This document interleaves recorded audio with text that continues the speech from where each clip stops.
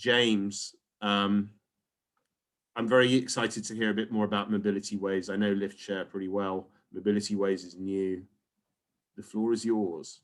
Thanks very much, Tim. And I think I just want, can you, That's you can good. see my screen. Excellent. So it seems as though a theme today has been, whether it's intentional or not, honest conversations.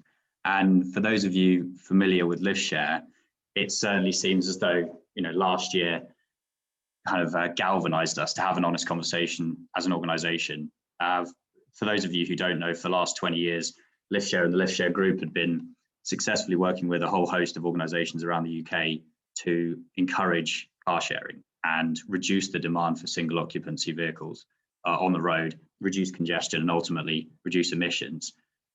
Obviously, the lockdown, social distancing meant that couldn't happen, and couldn't happen for sort of temporarily for quite a while. So we had to reflect and we had to be agile. And out of that and out of necessity, Mobilityways was born. And it meant that we could basically take a step back a little bit from car sharing and move towards sustainable travel as a whole, and a more macro perspective on how can we support the commute and how can we support behavioural change towards more sustainable travel in any given area. We found a lot of allies recently in the public sector, especially in the NHS, from supporting key workers. But I'll go into a little bit more detail about sort of the stages of where we are and what we're doing shortly. But I think it's great to have these conversations that we're doing right now, and it's great to share. But the most important thing for us is right now, these cultural reviews that are happening with organizations about working from home and flexi working, which is excellent, need to be converted into application and into delivering more sustainable lifestyles. So the obvious question is, why target the commute? And why not target business miles? Why not target traveling to the shops? And the answer is pretty simple, really. It's the journey that nearly all of us do, or did, and probably will do eventually again. But also it's the least efficient journey that we do. There's so much data now around from the DFT on traveling. There's less information around the commute.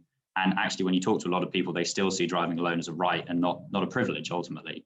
So what we're here to do is really try and encourage people to review what they're doing, review the way that they're traveling, and ultimately actually consider what their other options are. And we believe that if we start with the commute, we can actually then start to span that out to behavioral change in everyday travel as well. So if we can start with that, it just gives us a far better basis to be able to then encourage people to, let's say, for example, when they're traveling to the shops, consider what their other options are to get there. To take a bit of context, or to give a bit of context on what that means and what sort of the transport industry means for emissions.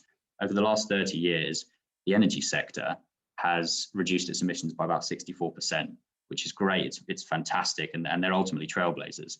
The transport industry, on the other hand, has reduced its emissions by less than 5%. That's a very concerning figure, and unsurprisingly, it's given the transport sector now the unwanted mantle of being the worst emissions producer. So really, it's a concern, and it's something that needs to be amended. We've done some DFT analysis, Department for Transport analysis, and we found that the commute that's the 5 to 50 mile demographic is the worst emitter.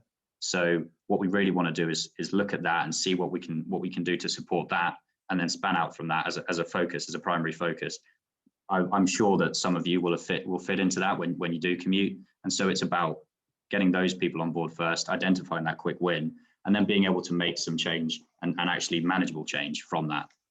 So in terms of like the bad news, that's about it really. What I want to do is just talk a little bit about our focus, and then the initial steps that we do with organizations that any organization can do on their own, and then we can support that.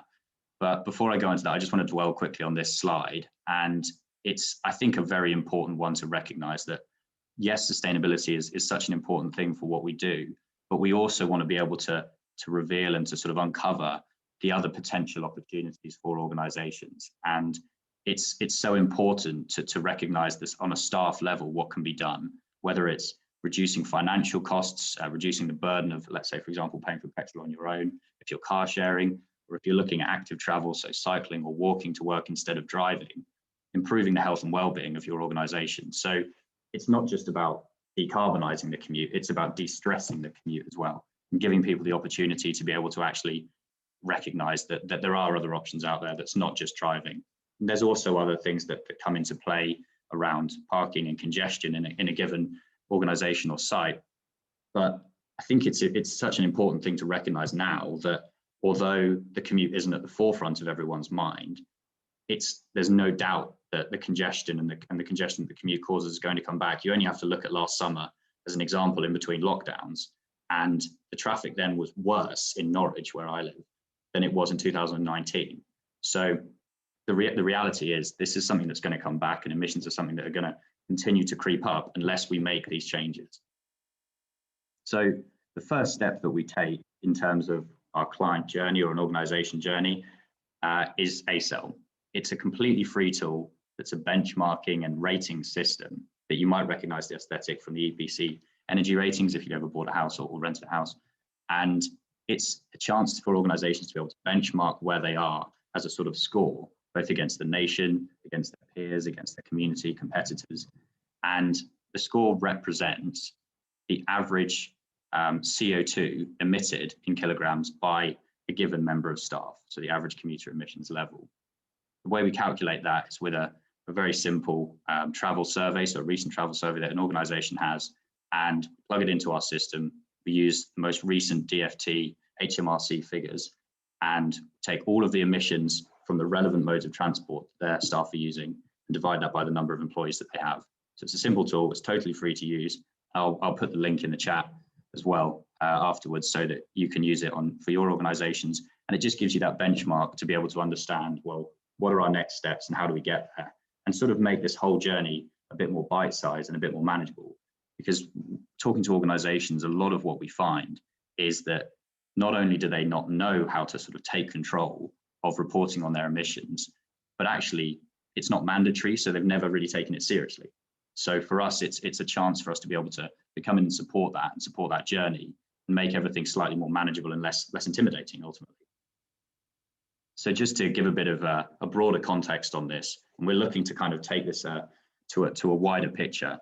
Our CEO, Ali Klaban, as I'm sure some of you will know the name, he's done a lot of work in this, and this is kind of his brainchild. And the ACEL map is a sort of part of the ACEL calculator.